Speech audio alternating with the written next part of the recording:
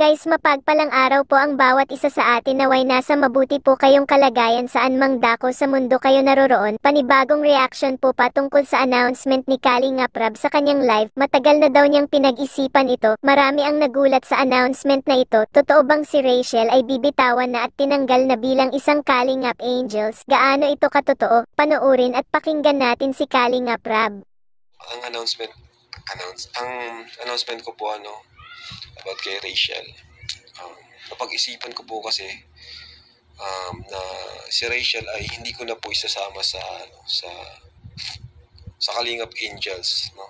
Kasi ayun, unang-una busy po si Rachel, and yun, may vlog na po siya, nag-vlog na rin po siya. Saka kumbaga di na ni Rachel kailangan ng support natin kasi may mga sponsor si Rachel, may mga dyan si Roel, and may vlog, may channel na siya. So di na po niya kailangan ng support natin, unlike nila Joy, Erica, Dara, na hanggang ngayon ay kailangan tayo kasi wala nang ibang bibigay sa kanila bibigay kundi tayo at yung ibang sponsor na nagpapaabot sa atin.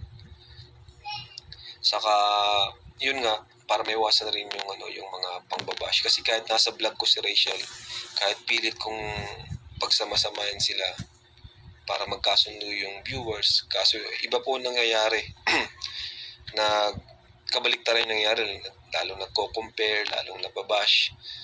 So yun, naisip ko na mas mabuti pa siguro na wag na lang si Rachel isama sa vlog ko.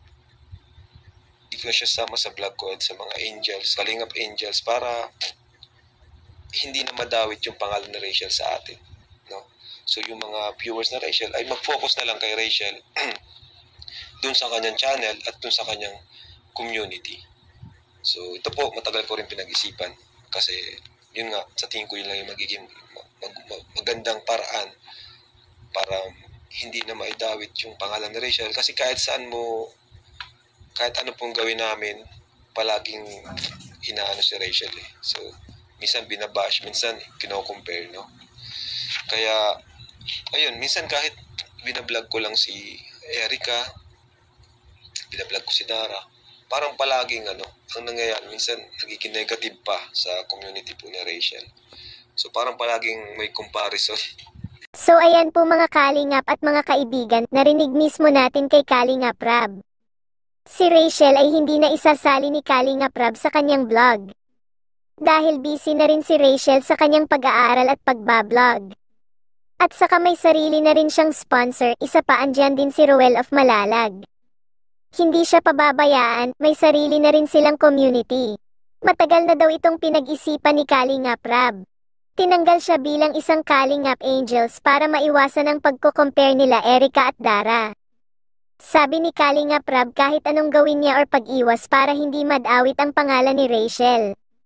Pero ganun pa rin, kaya anong masasabi ninyo dito mga Kalingap at mga kaibigan? Tama ba ang naging desisyon ni Kalingap Rab? Malaya po kayong mag-comment sa baba ng aking video at wag po nating kalimutang i-subscribe at suportahan ang mag-amang Good Samaritan na sila Kuya Val Santos Matubang, Kalingap Rab at Ate Edna Vlogs at ang inyong abang lingkod. Maraming salamat and see you in my next video. God bless us always.